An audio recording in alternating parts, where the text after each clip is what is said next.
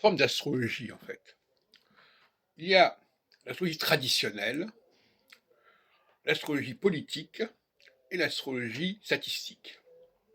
L'astrologie traditionnelle, c'est l'astrologie qui a accumulé tout un ensemble de notions, de textes, etc., en vrac, et qui essaie de structurer tout ça pour donner l'impression que tout ça c'est cohérent, que tout ça ça fait sens, que tout ça c'est utile.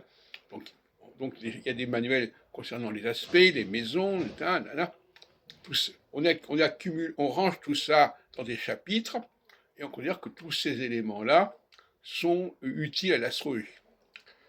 L'astrologie statistique, qui elle, avec Michel Gauquelin, avec Didier Castille, avec éventuellement Gunther Sachs, qui, pour ne pas parler de ceux qui ont précédé, comme Chouinard ou Lasson, Kraft, qui, elle, essaie de faire apparaître une vraisemblance entre le lien entre les astres et les hommes. D'ailleurs, c'est un des titres de Michel Gauquelin, les hommes et les astres.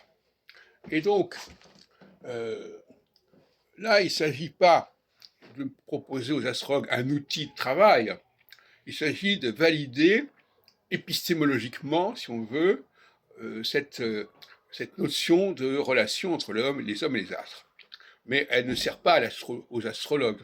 Et d'ailleurs, elle n'est pas utile. Je dirais que c'est une astrologie scientifique au sens, voilà, c'est une information utile à savoir, qui permet aux astrologues de dire, voyez-vous, ce que je fais n'est pas complètement ridicule, puisqu'il y a quand même des éléments, il y a des présomptions.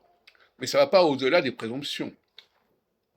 Les travaux de Gauquelin n'ont jamais servi à la consultation astrologique, disons, et encore moins à la prévision astrologique.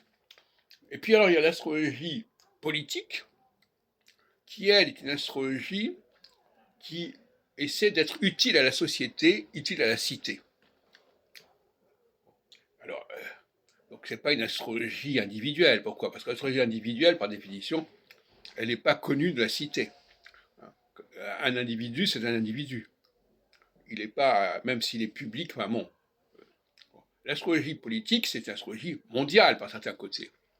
C'est une astrologie où tout peut être vu, tout est visible et tout est connu de tous. C'est pas l'alcôve, c'est pas l'accouchement, c'est pas des situations privées locales, c'est global. Bon. Et l'astrologie politique, elle doit être aussi fondée sur des mouvements célestes accessibles à tous, visibles à tous et connus de tous. Ça veut dire quoi? Ça veut dire que ce n'est pas une astrologie des astrologues, c'est une astrologie publique, une astrologie accessible à tous, connue de tous, simple, relativement simple. Et Barbault a voulu, quelque part, d'une certaine manière, constituer cette astrologie politique, avec ses graphiques, etc.